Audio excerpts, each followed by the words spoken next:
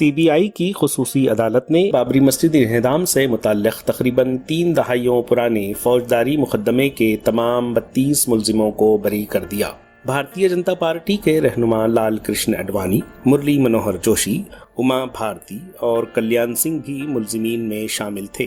عدالت نے کہا کہ یہ انہدام پہلے سے منصوبہ بند نہیں تھا اور مسجد کو منہدم کرنے والے لوگ ملک دشمن عناصر تھے۔ فیصلے میں مزید کہا گیا کہ ملزمین در حقیقت بھیڑ پر قابو پانے کی کوشش کر رہے تھے۔ ایل کے اڈوانی، مرلی منوہر جوشی، کلیان سنگھ، اما بھارتی، ستیش پردھان اور مہنت نرتیہ گوپال داس ویڈیو کانفرنسنگ کے ذریعے کارروائی میں شریک تھے۔ ایودھیا میں بابری مسجد کو 6 دسمبر 1992 کو منہدم کر دیا گیا تھا، لیکن عدالتی تاخیر کی وجہ سے یہ کیس سست رفتاری سے چلا اور مقدمہ 2010 میں شروع ہوا تھا اور اس وقت تک سست رفتاری سے آگے بڑھا، جب تک کہ سپریم کورٹ نے 19 اپریل 2017 کو یومیہ سماعت کا حکم دیتے ہوئے کہا کہ اس کیس کی سماعت کرنے والے جج ایس کے یادو کا تبادلہ نہیں کیا جائے گا۔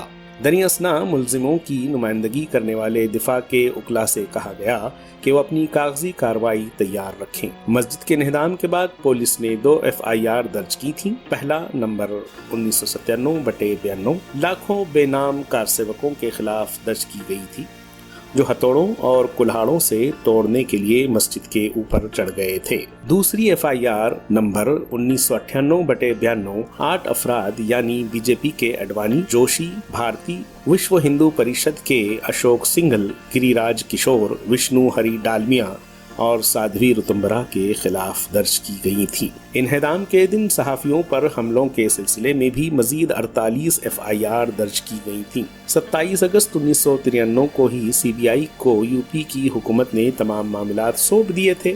5 اکتوبر 1993 کو CBI نے 40 افراد کے خلاف پہلی چارج شیٹ داخل کی، جس میں 8 رہنما شامل تھے۔ 2 سال کی تفتیش کے بعد CBI نے بابری مسجد پر ایک بڑی سازش اور منصوبہ بند حملے کا الزام لگا کر 10 جنوری 1996 کو ایک ضمنی چارج شیٹ داخل کی۔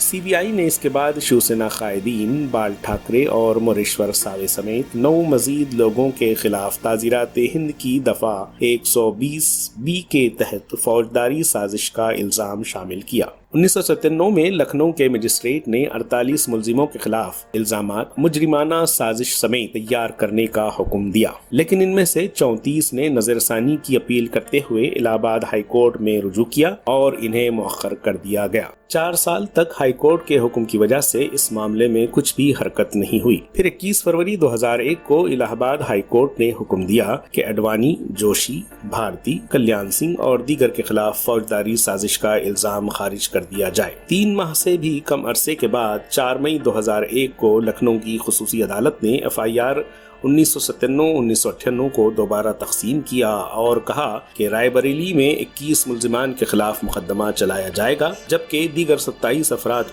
کے خلاف لکھنؤ میں مقدمہ چلایا جائے گا۔ اس کے بعد CBI نے مجرمانہ سازش کے الزام کو ختم کرنے کے اپنے فیصلے پر نظر ثانی کے لیے ہائی کورٹ میں رجوع کیا، لیکن اس کی درخواست خارج کر دی گئی۔ جولائی 2003 میں CBI نے اڈوانی کے خلاف مجرمانہ سازش کا الزام واپس لے لیا اور رائے بریلی عدالت میں نئی چارج شیٹ داخل کی، لیکن جولائی 2005 میں ہائی کورٹ نے اڈوانی کے خلاف نفرت بھڑکانے کے الزام کو دوبارہ مرتب کیا۔ 2010 تک دونوں الگ الگ عدالتوں میں دونوں معاملات پر بحث جاری تھی۔ 2011 میں CBI نے بلاخر سپریم کورٹ سے رجوع کیا، جس نے مقدمے کا رائے بریلی کا حصہ بھی لکھنؤ منتقل کرنے کا فیصلہ کیا۔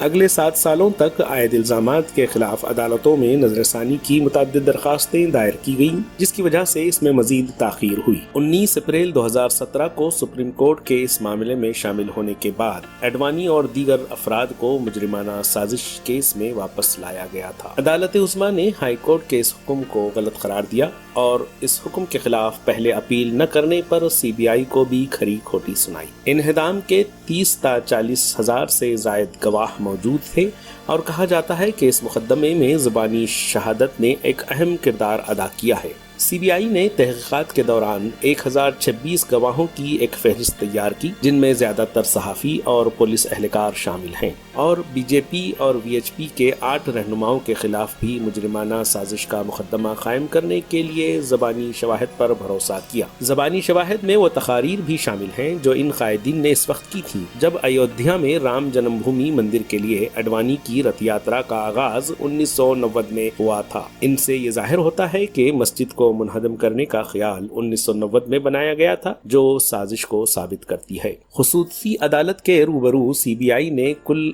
351 गवाहान और 600 के करीब दस्तावेजात सबूत के तौर पर पेश किए। 9 नवंबर 2019 को सुप्रीम कोर्ट ने मुतनाज़ा साइट को हिंदू दावेदारों को देते हुए नोट किया था कि मस्जिद का इन्हदाम कानून की हुक्मरानी की ज़बरदस्त खिलाफ वर्जी थी।